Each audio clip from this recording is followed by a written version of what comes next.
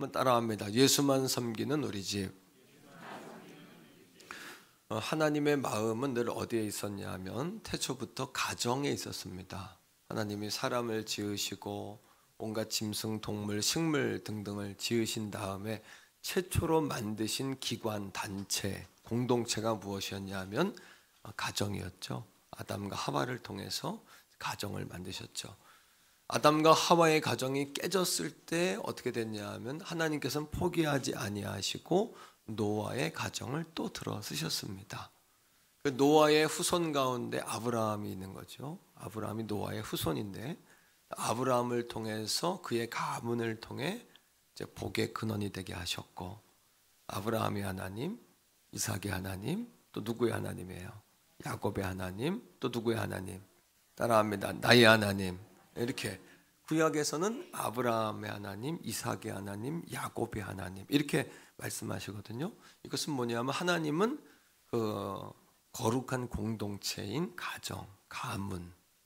마태복음 1장 1절에도 보면은 한 가문에 대한 이야기가 나오죠. 아브라함과 누구의? 다윗의 무엇? 자손 누구요? 예수 그리스도의 무엇이다.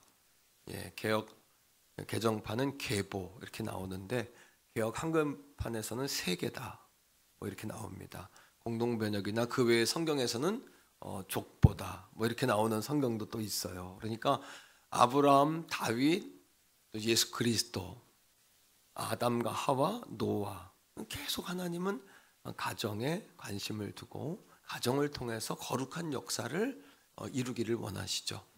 그런 의미에서 성경적 의미로 가정이라는 단어의 여러분 정의는 뭐냐 하면 정의입니다. 따라합니다. 가정이란 사랑나무이다. 사랑을 통해서 주렁주렁 열매가 맺어야 하는 곳이 가정이죠. 또 한 번 더요. 가정이란 신앙의 뿌리이다. 가정이라는 신앙의 뿌리를 통해서 나무가 자라고 숲을 만들고 또 열매를 이루게 되죠. 아브라함, 다윗, 예수 그리스도, 오늘날 나에 이르기까지 하나님은 그렇게 역사하시죠. 또 따라합니다. 가족이란 한 번 더 가족이란 신앙의 동역자이다. 그러니까 부부간에도 사랑해서 만났습니다만 가장 이상적인 하나님이 보시는 그림은 뭐냐 하면 신앙의 동역자가 되는 것이죠.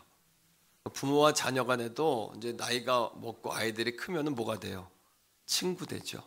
부모님과 자녀가 친구 같은 관계가 되는데 그런 관계 속에서도 우리 엄마 아빠랑 우리 자녀들이 뭐가 돼야 된다? 신앙의 동역자. 서로 지지해주고 기도해주고 응원해주고 때로는 또 훈계와 교훈으로 책망도 하고 또 이끌어주는 그런 관계가 돼야 된다. 하나님의 가정을 귀하게 여기시는 이유는 이 거룩한 하나님의 씨, 이 거룩한 씨가 온 땅에 충만하고 생육하고 번성하고 또 충만하고 정복하고 다스리는 것이 아버지 하나님이 모든 사람을 만드신 목적이기 때문인 것이죠. 믿습니까? 그러하게 우리의 가정을 통해서 하나님은 영광을 받으시는 거예요. 오늘도 영광 받기를 원하십니다. 믿으십니까? 자, 그렇기 때문에 첫 번째로 따라합니다. 사단은 처음부터 가정을 뭐 하려고 했어요? 무너뜨리려고 했던 거예요. 우리 한번 첫 번 화면에 있는 첫 번 주제를 읽읍시다. 시작. 처음부터 사단은 가정을 왜? 하나님의 뜻이 가정에 있기 때문에 사탄은 가정을 무너뜨리게 한 거죠. 하와는 아내고 아담이 남편인데 하와를 돕는 매필로 세웠더니 이 하와가 나가서 사탄에게 쏘아가지고 들어온 거예요. 선악과를 먹지 말라 했던 그 선악과에 손을 대고 집에 들어와서는 남편에게 뭐라 그래요? 당신도 먹으라고 나만 죽으란 이야기냐고 같이 죽어야 되지 않냐고 에? 가족이 뭐냐고 이렇게 가족이 뭡니까? 사랑나무고 신앙의 뿌리고 서로 신앙의 동역자인데 마귀에게 속는 겁니다. 그래서 서로 도와야 될 관계가 상처를 주고 또 아프게 하고 또 가족을 통해서 행복을 경험해야 되는데 행복을 뺏어가기도 하고 삶의 의욕을 잃어버리기도 하죠. 어쩌면 모르는 사람에게 상처받는 것은 큰 상처가 안 되는데 정말 상처받는 것은 내가 믿는 사람, 특별히 가족에게 상처받는 것이 가장 큰 상처죠. 여러분, 인류 최초의 살인이 어디서 일어났습니까? 인류 최초에 맞습니다. 가인과 아벨이라는 가정 안에서 일어난 거죠. 가장 먼저 범죄도 가정 안에서 일어났고요. 가장 먼저 상처도 가정 안에서 줬고요. 시기 질투의 역사도 가정에서 일어났다는 사실을 우리가 보셔야죠. 그러하기에 오늘 함께 읽은 에베소 6장 1, 2, 3, 4절 이 말씀을 전한 후에 사도 바울 목사님은 모든 일에 우리가 전신갑주를 입어야 한다. 따라합니다. 가정에서도 전신갑주를 입자. 가정에서도 전신갑주를 입어야 되는 거죠. 왜? 이 상황을 이것이 그냥 모든 사람들이 그렇게 사니까 그렇게 되는 것이 아니라 사단이 가정을 깨뜨리고 무너뜨리고 범죄하게 하고 살인하게 하고 이게 다 사단이 처음부터 작정한 일이구나라는 것을 보아야 한다는 것이죠. 자, 에베소 6장 우리 11절의 말씀만 한 절 읽겠는데 한번 화면에 있는 대로 보세요. 시작. 마귀의 괴계를 능히 대적하기 위하여 하나님의 전신갑주를 입으라.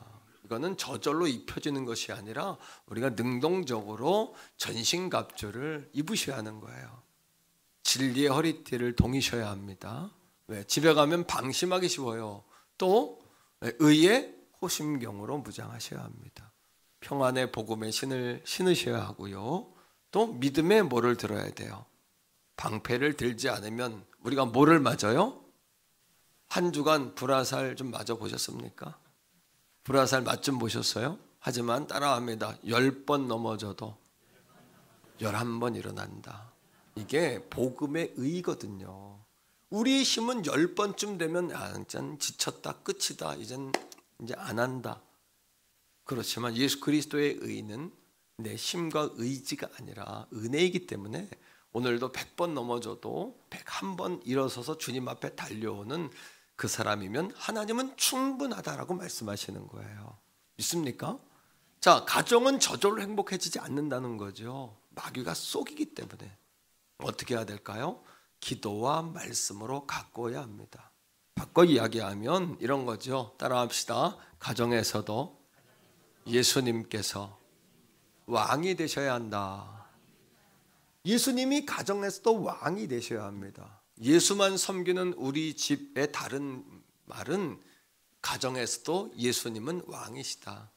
내 안에서만 왕이 아니라 가정에서도 왕이다. 왜 내 말대로 안 해?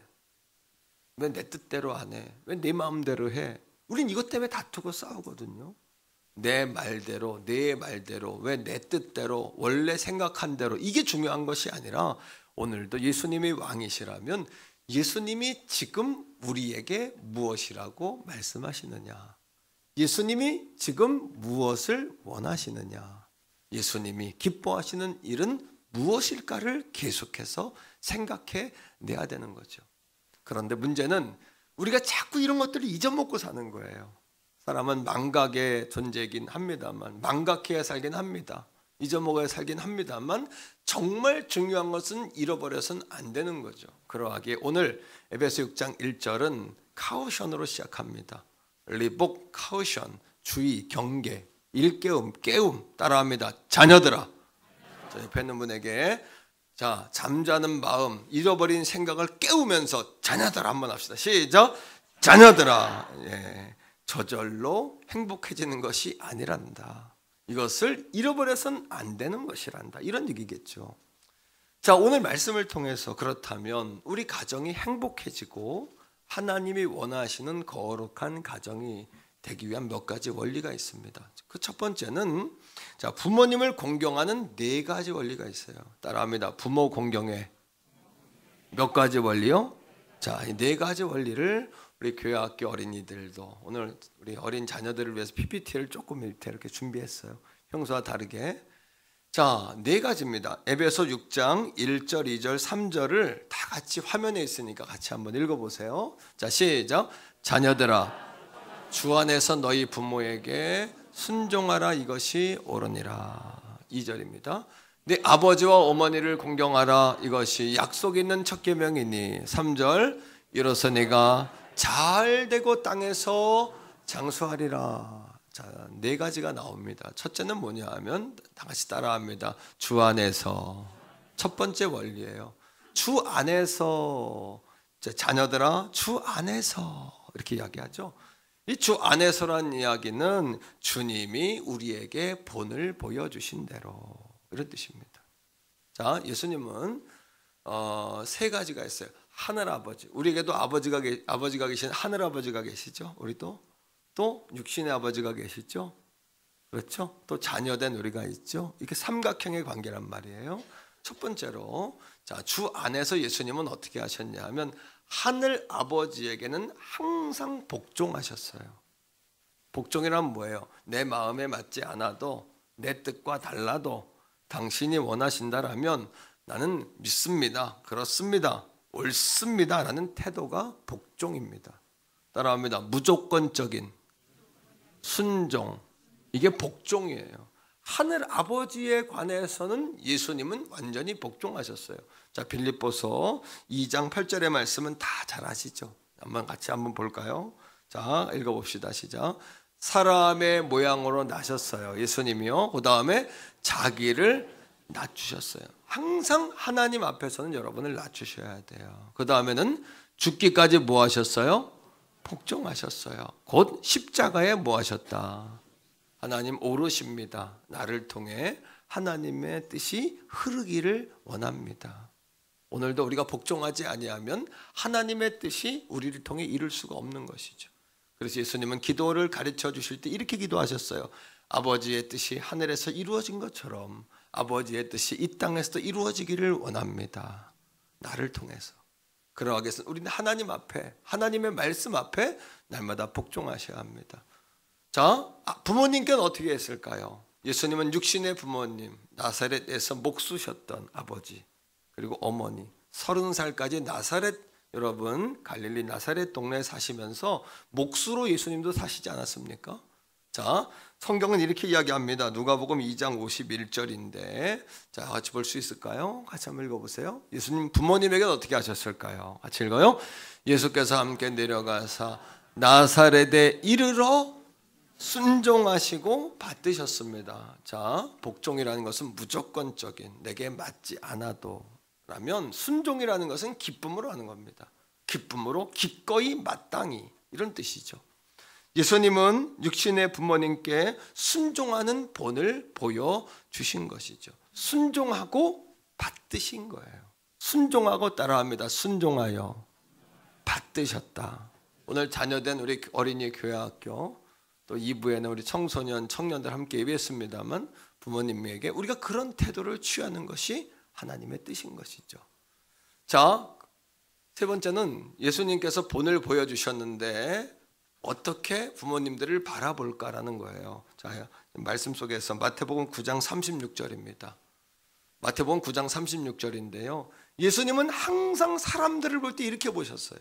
우리도 부모님들을 볼 때 따라합니다. 불쌍히 여기자.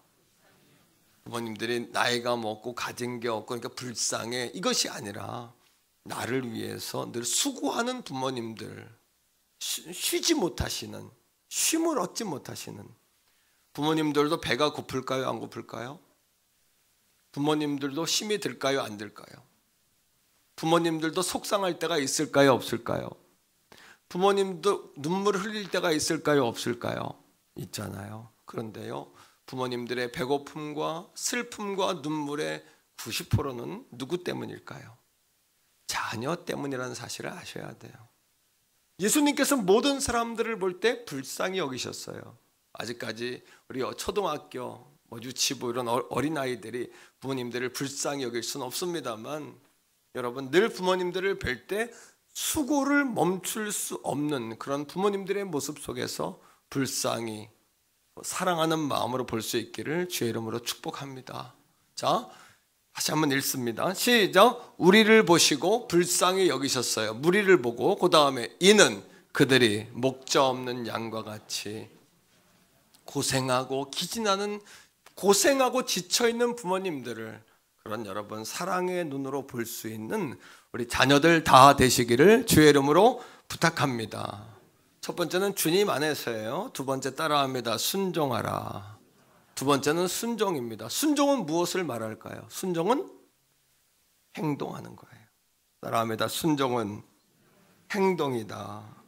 순종은 행동입니다. 고린도전서 14장 33절 40절에 보면 하나님은 무질서의 하나님이 아니요 하나님은 무엇의 하나님이시다? 하나님은 질서의 하나님이세요. 가정에서는 우리 부모님들이 하나님과 같은 분이세요. 하나님보다 조금 못하신 분들이지만 하나님 대신 부모님이 계신다라는 마음을 가져도 성경적으로 틀리지 않아요. 그러하게 부모님의 말씀에 부모님 마음에 순종할 수 있기를 주님의 이름으로 부탁합니다. 세 번째입니다. 다 같이 따라합니다. 공경하라. 자, 순종이 행동이라면 공경은 마음가짐을 이야기합니다. 어떻게 공경할까요? 자, 잠언 23장 22절로 25절에 보니까 세 가지로 또 말해요. 잘 따라오셔야 맥을 놓치지 않습니다. 자, 읽어보세요. 22절에 두 가지가 나옵니다. 공경, 어떤 마음으로 부모님을 대해야 될까요? 시작. 너를 낳은 아비에게 청종. 따라합니다. 청종. 청종은 듣는 것과 따르는 거예요. 항상 부모님의 말씀을 잘 들으셔야 돼요. 그리고 부모님의 말씀을 잘 따라갈 수 있어야 돼요. 그 다음에 읽어요. 시작. 늙은 어미를 경히 여기지 말지니라. 엄마가 뭘 알아? 나보다 더 잘 알아? 뭐 얼만큼 배웠어? 뭐 내가 이렇게 말이죠. 그 자녀가 있기까지 부모는 진액을 빼서 그 자녀를 키웠다는 사실을 우리 자녀들이요 명심할 수 있기를 주님의 이름으로 축복합니다. 하나님 기뻐하지 않으시는 거죠. 경히 여긴다는 것은 무엇이냐 하면 여러분 여기지 말라는, 높여드리라는 거예요. 예수님도 순종하고 부모님을 받드셨어요. 그러니까 부모님 아래에 있는 여러분 되시기를 축복합니다. 겸손이란 무엇 아래에 있는 거예요. 늘 나를 낳아주시고, 부모님들도 연세가, 저희도 이제 부모님들이 80 이렇게 넘으시고 그러니까 전 같지 않으시고 많이 왜소해지 살도 빠지시고 또 능력도 많이 없으시고 그렇잖아요. 하지만 여러분 부모님들에게 능력이 있어요. 한번 따라하세요. 부모님에게는 능력과 권세가 있으시다. 어떤 능력과 권세가 있냐 하면 에서가 먼저 낳고 야곱이 늦게 낳잖아요. 야곱이 여러분 발목 잡고 나와서 야곱 아닙니까? 여러분 에서가 팥죽 한 그릇에 야곱에게 뭐를 팔았어요? 장자권 팔았죠? 하지만 누가 축복해야 그것이 완성되는 줄 아세요? 아버지가 축복해야 완성이 되는 거예요. 여러분 자손들이 아무리 이 땅에서 잘 여러분 열심히 최선을 다해도 마지막 결승선에 들어가게 하는 건 축복이에요. 모든 사람이 다 노력을 합니다. 수고합니다. 마지막 조금 뭔가 내 힘이 아닌 뭔가 다른 뭔가 힘이 필요해요. 성공한 사람, 위대한 사람들의 공통적인 고백은 내가 한 것이 아니라 하나님께서 하셨다. 또 내가 한 것이 아니라 정말 내게 정말 좋은 기회가 왔다. 하늘의 뜻이, 이런 고백을 다 합니다. 그게 뭐냐 하면 따라합니다. 부모님으로 자녀를 축복하게 하라. 축복도요 부모님도 하기 싫을 때가 있는 거예요. 정말 자녀들과 마음이 맞지 않으면 축복이 나오지 않을 때가 많아요. 기억하십시오. 우리 부모님이 아버님이 늘 그러세요. 손주들에게도 문자하고 저에게도 연락해서 이제 내가 할 수 있는 일이 뭐가 있겠니? 너희들을 위해서 철야하고 금식하고 새벽에 기도할 테니까 기도 제목 알려달라고, 기도 제목, 할아버지에게 기도 제목 보내라고 이렇게 말씀하시거든요. 저는 그 얘기를 들으면서 따라합니다. 부모님에게는 축복권이 있다. 부모님에게는 축복권이 있거든요. 부모님에게는 권세가 있거든요. 나이가 많고 연로하셔도 그분들의 기도에 하나님이 응답하시는 줄로 믿습니다. 왜? 세상에 부모님의 기도만큼 간절한 기도가 있을까요? 그거보다 더 위대한 기도가 있을까요? 그거보다 더 뜨거운 눈물의 기도가 있을까요? 더 여러분 생명을 던져 기도하는 그런 기도가 있을까요? 그러니 하나님이 너는 내게 부르짖으라 약속하신 하나님께서 부모님들의 기도에 분명히 응답해 주시는 줄로 우리 주일학교 어린이들 아멘 하세요. 믿습니다. 주일학교만 아멘 합시다. 믿습니다. 아멘이 조금 작은 것 같아요. 자, 우리 부모님에게 효도하세요. 부모님을 공경하세요. 자, 부모님을 사랑하세요. 잘했어요. 목이 아플 것 같아. 잘했어. 좀 2층에서 하기 때문에 잘 이렇게 소리가 안 울려서 그렇지 아이들이 최선을 다해서 대답한 거예요. 세 번째는 25절입니다. 어떻게 공경하냐? 자, 한번 23장 25절인데요. 자, 시작. 내 부모를 즐겁게 하며 너를 낳은 어미를 기쁘게 하라. 부모를 즐겁게 하는 일은 뭘까요? 부모님의 가장 큰 기쁨은 뭐냐 하면 자녀가 자기 몫을 하는 거예요. 제가 어떤 성도님과 대화 가운데 그분이 그런 얘기를 하셔도 제가 100번 공감했어요.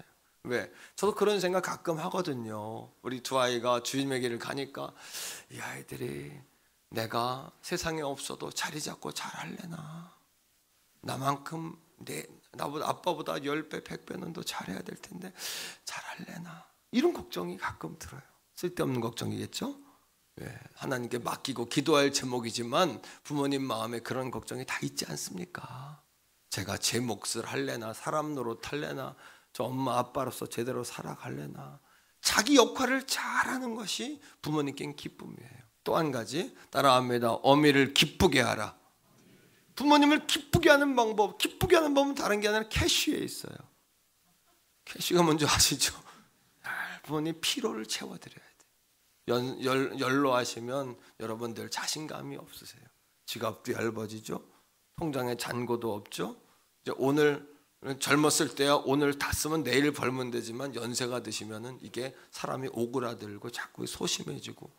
저도 가끔 고향에 내려가면 아버님 어머니 장봐 드리는데 나는 이만큼 사드리고 싶은데 고르시는 거 보면 겁이 나가지고 이걸 못 고르시고 막 그러셔요. 근데 마음이 아프고 그렇구나. 자녀를 위해서는 평생 후하게 사신 분들이 자신에 대해서는 이렇게 인색하게 오그라드시는구나. 이런 생각하면 마음이 아프거든요. 그 부모님의 마음을 기쁘고 즐겁게 해드리는 여러분 되시기를 간절히 축복해요. 아멘. 네 번째 원리예요. 따라합니다. 하나님은 효자를 축복하신다. 하나님은 반드시 효자를 축복하세요. 우리 다음 세대 우리 어린이 교회학교 유아부는 지금 로뎀나무 2층에서 예배드리고 있거든요. 자, 대신 우리 2층에서 한번 아멘 하세요. 하나님은 축복하십니다. 그러면 아멘. 두 손 높이 들고 아멘 하는 거야. 화면 한번 비춰주세요. 자, 하나님은 효자를 축복하십니다. 아멘. 이렇게 저 할아버지들처럼 그렇게 하지 말고 아멘. 딱 일어났다 앉는 거야. 자, 화면 카메라 준비. 자, 위에 비추세요 카메라. 자, 딱 일어났다 아멘 하고 하는 거야. 하나님은 효자를 축복하십니다. 아멘. 박수 한번 해주세요. 자녀들하고 예배하니까 너무 행복하고 좋지요. 하나님은 효자를 축복하세요. 여러분, 내게 왜 축복이 안 일어날까? 축복이라는 건 뭐예요? 내가 노력한 것 이상, 내가 생각하지 못한 것 이상, 또 내가 노력한 것만큼 여러분 그렇잖아요. 다 하나님 주신 거 아닙니까? 그죠? 자, 2절 말씀 에베소 6장 2절 한번 보세요. 자, 2절입니다. 같이 읽겠습니다. 시작. 내 아버지와 어머니를 공경하라. 이것이 하나님이 여기에 약속이 있는 첫 계명이다. 약속하시는 거예요. 여러분 부모님께 효도하시기를 공경하시기를 축복합니다. 3절입니다. 시작. 이로써 내가 잘 되고 땅에서 아프지 않고 오래 살고요. 우리가 잘 만사 형통하리라. 만사가 열리고 형통이라는 단어의 뜻은 스무스한 거예요. 모든 것이 다 스무스하게 열리는 거예요. 아멘. 잘 되는 사람 가만히 보세요. 부모님들에게 효도하는, 부모님에게 잘 효도하는. 그러니까 여러분 잘 되는 거예요. 잘 되는 줄 믿습니다. 아멘. 자, 우리 옆에 있는 성도들에게 한번 인사합시다. 하나님은 효자를 축복하십니다. 이렇게 하나님은 자, 세 번째입니다. 첫째는 사탄이 가정을 무너뜨리려고 그랬고, 그러하게 우리 자녀들이 깨어서 부모님을 공경해야 되고, 세 번째는 그러한 자녀로 양육하는 것은 부모의 책임이라는 거예요. 따라합니다. 자녀 양육에 몇 가지 원리? 네 가지 원리. 이것도 네 가지예요. 성경적으로 말하는 겁니다. 자, 에베소 6장 4절입니다. 네 가지 원리가 나오죠. 6장 4절 읽어보세요. 시작. 또 아비들아 너희 자녀를 노엽게 하지 말고 오직 주의 교훈과 훈계로 양육하라. 아까는 자녀들아. 이번엔 뭐예요? 이것도 책망하는 거예요. 카우션, 주의를 주는 거예요. 깨어있으라는 거예요. 졸지 말라는 거예요. 잊어먹지 말라는 거예요. 자, 옆에 있는 분들에게 아비들아, 시작, 아비들아. 좋아요. 한 번 더. 자, 반대쪽에 있는 사람입니다. 시작, 아비들아. 네 가지 원리. 어떤 원리가 있냐 하면 첫 번째는 따라합니다. 책임의 원리. 아비들아 라고 이야기한 것은 아빠들에게만 한 이야기가 아니라 부모 공동의 책임이라는 겁니다. 그렇게 자녀들이 이 땅에서 잘되고 장수하는 복을 누리게 하는 것은 아비들아 부모의 책임이라는 거예요. 그리고 그 다음에 그 원리가 나오고 있지 않습니까? 이런 얘기가 있죠. 교육학에 보면은 문제아는 없다. 문제 부모가 있을 뿐이다. 이렇게 이야기합니다. 또 자녀들이 세상에 나와서 처음 만나는 교사가 누굽니까? 부모 아닙니까? 부모가 자녀들의 교사가 되는 거죠. 부모들은 뭘 가르쳐야 될까요? 따라합니다. 마땅히 행할 길. 한 번 더 마땅히 행할 길. 자녀들에게 높이 올라가는 것부터 가르치면 안 돼요. 빨리 가는 법부터 가르치면 안 됩니다. 마땅히 가야 할 길을 가르치셔야 돼요. 성도님들 가운데도 후회하는 분들이 있어요. 어려서부터 좋다 하는 과외는 다 시켰는데 신앙은 다 잃어버렸습니다. 어려서부터 좋다는 거 최고가 되기 위해서 부모가 전심전력을 했는데 하나님 잃어버렸습니다. 부모에게 효도하지 않습니다. 여러분 장가 가더니 완전히 그냥 내 집 아들이 아닙니다. 뭐 이런 안타까운 이야기하는 부모님들이 많습니다. 주변에 그런 이야기 많이 들어보셨죠? 왜? 마땅히 행할 길을 안 가리킨 거예요. 자, 잠언 22장 여러분 6절입니다. 읽어보세요. 시작. 마땅히 행할 길을 아이에게 가르치라. 그리하면 늙어도 그것을 떠나지 아니하리라. 따라합니다. 마땅히 행할 길을. 마땅히 행할 길이란 뭘까요? 그 길은 뭡니까? 하나님을 경외하는 길이죠. 손주들을 안고 다닐 때도 아이고 이뻐라 누구 닮았나 코는 누구 닮고 이런 얘기만 하지 말고 저 하늘에 별을 하늘에 태양을 봐라 달을 봐라 참 아름답지 않니? 그러면 그 아이가 멋진 화가가 될 가능성이 많아요. 하늘의 별을 봐라 하나님은 놀라운 기술자 아니냐? 그러면 그 아이는 여러분 애플 이상 가는 기업을 만드는 엔지니어가 될 가능성이 많아요. 한 바다를 보면서 야 바닷물을 봐라 이 광활한 세상을 봐라 너는 땅 끝까지 가서 그러면 그 아이는 선교사님이 될 가능성이 많습니다. 맞죠? 야 이 신선한 공기를 봐라 야 하나님이 주신 거 우리가 보존해서 많은 사람들이 자손 대대로 아름다운 이 신선한 공기를 마셔야 돼. 그러면 그 아이는 환경학자가 될 가능성이 많아요. 저기 방황하는 사람들을 보며 밤에 반짝반짝 네온사일 보면서 야 방황하는 저 무리들을 봐라 하나님을 알지 못해 방황하는 저들을 봐라. 그러면 그 아이는 목사님이 될 가능성이 많아요. 어려서부터 마땅히 행할 길을 아이들에게 뭡니까? 하나님을 경외는 뭐예요? 하나님이 온 우주 천지를 만드셨단다. 하나님은 온 땅의 주인이시란다. 하나님을 힘으로 삼는 자가 마침내 승리자가 된단다. 마땅히 가야 할 길을 가리키는 거예요. 원어적으로 보면 그가 들어가야 될 문을 알려줘라 이런 뜻입니다. 무엇보다 마땅히 여러분 가야 할 길 가운데 최고의 길은 뭐냐 하면 따라합니다. 하나님 감사합니다. 감사를 가르치는 거예요. 사실 생각해보면 10,000가지 은혜를 받았어요. 그런데 우리는 한 가지 때문에 불평합니다. 한 가지 때문에 10,000가지를 다 태워버립니다. 한 가지 때문에. 자녀는 부모에게 거울입니다. 부모가 감사를 아이들에게 가르치세요. 하나님께 감사를 가리키세요. 사람들에게 감사를 가리키세요. 교회에 대한 감사를 가르치세요. 선생님들에 대한 감사, 고마움을 가르치세요. 학교 가서 선생님들을 존경하는 아이들은 공부를 못할 수가 없어요. 선생님을 존경하면 사랑받고 싶고 인정받고 싶고 그 선생님이 말하는 게 하나님 말씀처럼 들리는데 어떻게 공부를 안 하겠습니까? 여러분 그렇지 않겠어요? 그러니까 여러분 순종과 공경이 왜 이 땅을 살아가는 축복의 비밀이냐 하면 하나님은 질서의 하나님이시기 때문에 그 사람이 가르치는 사람보다 낮아질 때 그것이 들어오고 그것이 내 것이 되거든요. 오늘도 이 말씀을 여러분들에게 흐르고 여러분들의 귀에 들려지기를 주의 이름으로 소원해요. 우리 교회의 여러분 특징이 뭡니까? 말씀이 들리는 교회 아닙니까? 말씀이 들리는 교회 아닙니까? 말씀이 보이는 교회 아닙니까? 말씀이 손에 만져지는 교회 아닙니까? 말씀을 자세히 보게 되는 교회 아닙니까? 아멘. 여러분 다윗이 그 어머니에 대해서 이렇게 고마움을 표현합니다. 나를 하나님의 종으로 키워주셔서 감사합니다. 자, 시편 86편 16절인데 같이 읽어보세요. 시편 86편 16절 시작. 내게로 돌이키사 내게 은혜를 베푸소서.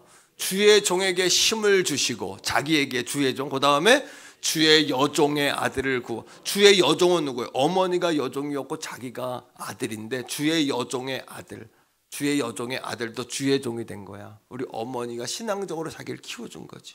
왜? 다윗은요 막내였어요. 그래서 사무엘이 그 집에 기름 부으러 왕을 택해서 기름 부으러 올 때도 아버지가 들에 나가서 너는 양치고 있어라. 그러니까 아버지가 별로 막내 아들을 신경 안 썼어요. 그런데 그 아들이 어떻게 여러분 하프를 킬 수 있었을까요? 비파와 수금을? 그건 당시 궁중악기래 가지고 혼자 배울 수 있는 게 아니에요. 누군가 가르친 거예요. 레슨 받은 거예요. 어머니가 그 아들의 영민함을 보고 그 아들의 눈동자를 보고 하나님의 영감을 받아서 아들을 가르친 거예요. 다윗은 웅변에 능한 자라 그래요. 왜? 사울이 다윗을 픽업할 때 다윗을 소개받을 때 그렇게 소개받습니다. 웅변에 능해요. 여러분 들에 나가서 양만 치던 사람이 어떻게 여러분 웅변에 능합니까? 배운 게 있어야 웅변에 능하죠. 그 어머니가 아들을 과외시킨 거예요. 하나님의 말씀을 집에 돌아와서 어머니가 따박따박 율법을 가리킨 거예요. 다윗은 여러분 전쟁에 능한 용사랍니다. 마이팅, 굉장히 강력한 여러분 용사랍니다. 어떻게 전쟁에 싸우는 기술을 배웠을까요? 양치다가 곰 싸우고 사자고 싸우다가 배운 것도 있지만 그 어머니가 그 아이를 그렇게 키운 거예요. 어머니가.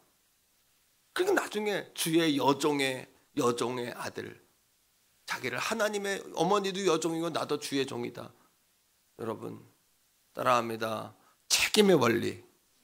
부모가 자녀를 교사로서 책임을 져야 되는 거예요. 두 번째입니다. 따라합니다. 감정의 원리. 자, 6장 4절에 보니까 뭐라고 이야기? 노엽게 하지 말라. 아비들아 너희 자녀를 노엽게 하지 말고. 노엽게 하지 말라는 것은 뭐냐 하면 왜 노여울 거예요? 부모가 내 소유라고 생각하고 내 마음대로 안 된다고 생각하는 거죠. 내 소유가 아니라 하나의 인격체로 놔줘야 돼요. 뿐만 아니라 하나님이 모든 사람을 보는 것처럼 한 영혼으로 구원받아야 될 영혼으로 자녀들을 볼 수 있기를 축복합니다. 그럼 그 영혼들, 그 영에 자꾸 하나님의 거룩한 말씀을 영혼에 심어줄 때 그 영이 꽃을 피우는 거예요. 어릴수록 더 좋아요. 어릴수록 그 꽃을 피우게끔, 영혼의 꽃을 피우게끔. 자, 세 번째입니다. 따라합니다. 채찍과 사랑의 원리. 자, 밑에 가로 읽으세요. 시작. 오직 주의 교훈과 훈계로. 교훈은 채찍입니다. 사랑은 훈계입니다.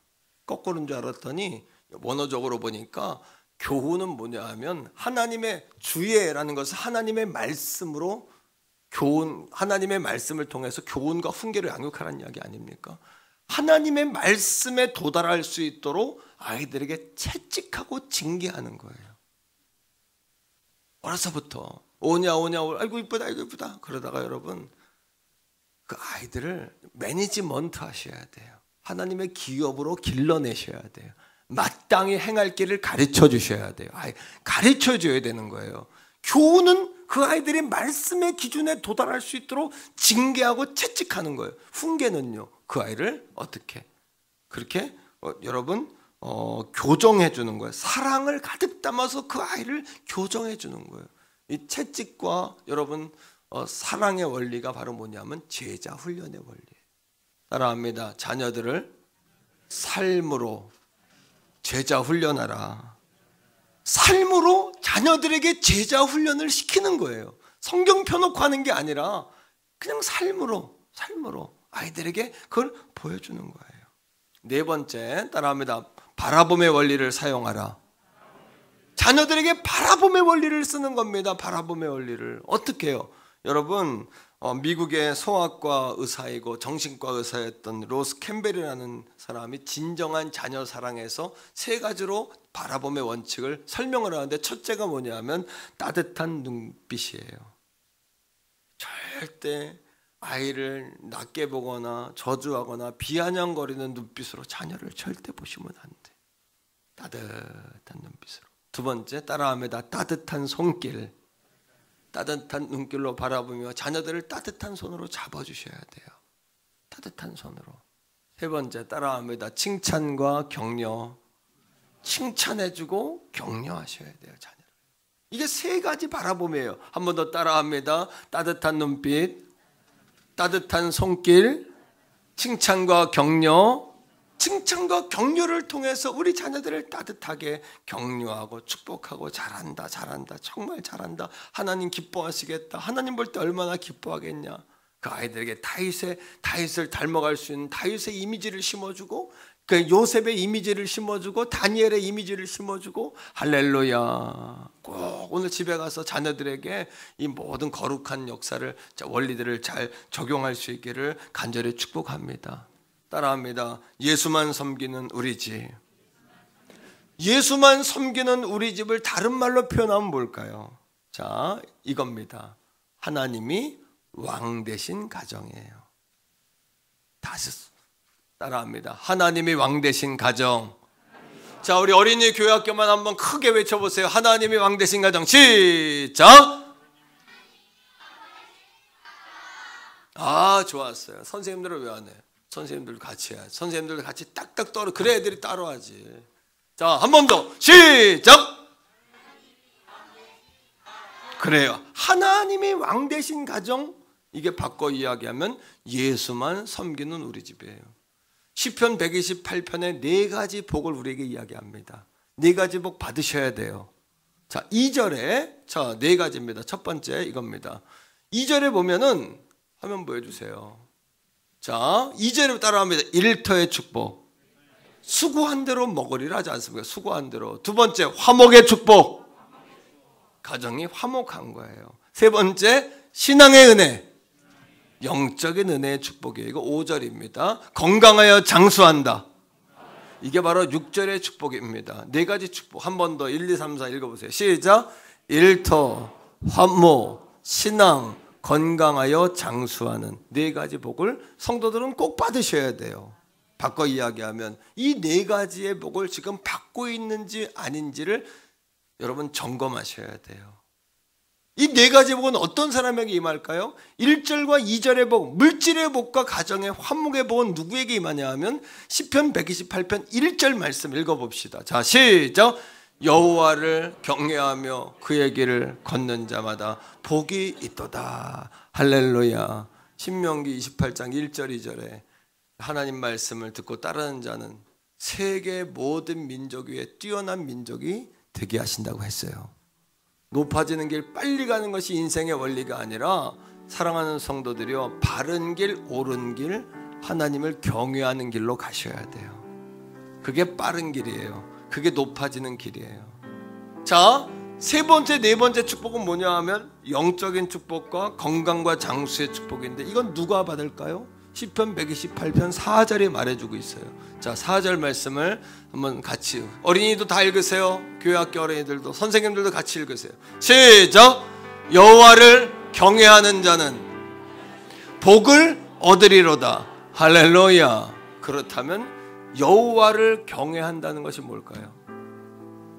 여호와를 경외한다는 것이 뭘까요? 여호와를 경외한다는 것은요, 온 가족이 하나님을 예배하는 가정이라는 거예요. 하나님을 왕으로 삼은 가정. 다 같이 주일학교 따라하세요. 하나님을 왕으로 삼은 가정. 온 가족이 예배하는 가정이에요. 하나님을 왕으로 삼고 온 가족이 예배하는 가정. 이게 바로 예수만 섬기는 가정이고 하나님을 경외한다는 단어의 의미예요. 제가 중학교 2학년 때 우리 아버님 어머님 사업에 부도났어요. 너무 어려웠어요. 형님들은 다 대학가에 있었기 때문에 시골에 있었던 건 내가 같이 살았어요. 너무너무 힘들었어요.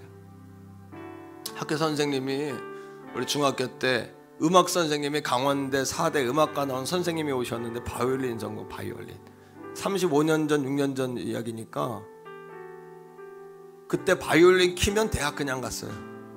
시골에서 강원대 4대는 강원대 4대 가면 음악 선생님 바로 돼요. 강원 임용고시 없었어요. 그리고 선생님이 30명 40명을 가르쳤어. 아이들. 지금도 강원도 지역 가면 음악 선생님 가운데 30% 이상이 행성중학교 출신이에요. 그 선생님이 전략적으로 교회에서 가르친 거, 학교에서.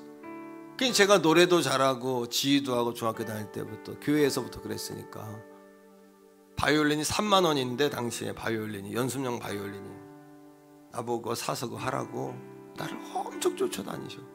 난 학교만 가면 선생님 피해 다니는 거예요. 한번 만나면 바이올린 사서 그거 하면 너 앞길 열린다 그거 해라. 그거 음악 선생님 할 수 있어. 음악 선생님. 근데 난 집에 가서 그걸 말씀을 못 드리니까 맨날 도망 다니는 거예요. 하루는 비 오는 날 넘어져가지고 무릎을 다쳤어요. 다리가 빠졌어. 양쪽이. 너무너무 아픈데 잠이 안 와. 집에 가서 말씀 못 드렸어요. 그냥 굳혔어요. 너무 아픈데 부모님 힘드시고 병원비 달라고 할 그것도 안 되고 조금이라도 내가 신경 쓰게 해드리면 안 되니까 그 정도로 힘들었다는 거예요. 지금도 제가 무릎을 꿇고 무릎 의자가 없으면 무릎을 못 꿇어요. 뼈가 튀어나와 있어가지고. 그런데 명절 아침날 먹을 게 없으니 어머니 옆집가 쌀 빌려 와서 오래된 얘기도 아니에요. 그렇게 힘들었다는 얘기죠. 생선 한 마리 놓고 아버님께서 예배 드리시면서 울며 기도했던 게 지금도 생각나요. 뭐라고 하셨냐 하면 하나님 우리 자손들에게는 가난과 실패를 대물림하지 않게 해주세요. 기도하셨어요. 가난과 실패를 대물림하지 않게 해주세요. 그리고 지금 당시에는 이해가 안 되는 이야기를 기도하시는 거예요. 이해가 안 되는 말을. 우리 가정, 우리 자손 가운데 인물 나오게 해주세요. 나는 그게 이해가 안 됩니다. 먹을 것도 없는데 웬 인물? 너무너무 이해가 안 됐어요. 그런데 35년이 지난 오늘 부족하지만 제가 여기 있는 거예요. 부족하지만 가난과 실패를 대물리지 않게 해달라고. 그 당시 사춘기니까 툭탁하면 예배를 드려요. 집에서 반발심이 생기고 예배드리기가 싫은 거예요. 그런데 예배를 드려서 당장 앞에 있는 가난의 문제가 해결된 건 아니었지만 우리 가정과 자녀들에게 인생을 사는 태도를 가르쳐 주셨어요. 하나님을 경외해야 된다는 거. 그러면 반드시 언젠가는 잘 살 날이 온다는 거. 그걸 가르쳐 주셨어요. 저는 주의 사랑과 교훈과 훈계로 양육해라. 저는 부모님에게 예배 드리는 거 제자훈련 받았어요. 하루 학교 갔더니 부모님, 아버지 어머니가 자살했다고 소문이 난 거예요. 지역이 좁으니까. 막 울면서 집으로 뛰어갔는데 어머니 아버지가 계시더라고요. 그때부터 한 가지 습관이 생겼는데 어머니 아버지 어디 가시면 뒤로 쫓아가는 습관이 생긴 거예요. 죽으러 가실까 봐. 집에는 형제들은 나하고 여동생, 형님들은 다 나가 있으니까 밤에 눈이 많이 오는 날 두 분이 보따리를 싸가지고 나가시더라고요. 그래서 제가 따라갔어요. 보따리 싸가지고 옛날에 마룻바닥 있잖아요. 두 분이 가서 밤에 철야하는데 날로 뗄 수 없으니까 두꺼운 이불 가져가서 기도하시더라고요. 제가 문고리 붙잡고 부모님 막 기도하실 때 같이 많이 울었어요. 저는 기도는 당장의 문제를 해결해 주는 건 아니지만 부모님의 기도하는 그 모습이 저에게 인생을 사는 태도가 되었어요. 그래서 슬퍼도 기도하고 기뻐도 기도하고 행복해도 예배하고, 그래서 저희 집도 저희 사모님하고 저도 무슨 일이 있으면 예배하고 나면 머리가 맑아져요. 답이 생기고 지혜가 부어지더라고요. 사랑하는 태교원 성결교회 가족 여러분, 하나님을 왕으로 삼은 가정이란 어떤 가정일까요? 바로 온 가족이 하나님 앞에 예배하는 가정이에요. 예수님을 왕으로 삼은 가정이란 뭘까요? 하나님을 경외하는 가정이에요. 그런 가정에 하나님이 힘을 주세요. 그런 가정에 하나님이 방패가 되어주세요. 그런 가정을 하나님은 인도하십니다. 그런 가정을 하나님은 책임지십니다. 그러한 삶의 태도를 물려준, 이어받은 자녀는 이 땅을 살아갈 때 마땅히 행할 길로 가며 세상 앞에서 당당하고 세상을 두려워하지 않고 세상을 이끄는 지도자가 될 거예요. 세상에 치이지 않는 지도자가 될 거예요. 할렐루야. 이 시간 우리 같이 한번 기도하기 원합니다. 기도할 때 오늘 하나님, 예수만 섬기는 우리 가정 되게 해달라고, 예수만 섬기는 우리 집이 되게 해달라고, 아버지 하나님, 예수가 왕인 우리 가정이 되게 해달라고, 우리 자손들에게 예배와 기도와 말씀을 흘려보내는 부모가 되게 해달라고, 그 삶의 태도를 이어주는 부모가 되게 해달라고. 우리 한번 주여 한번 부르고 기도하겠습니다. 주여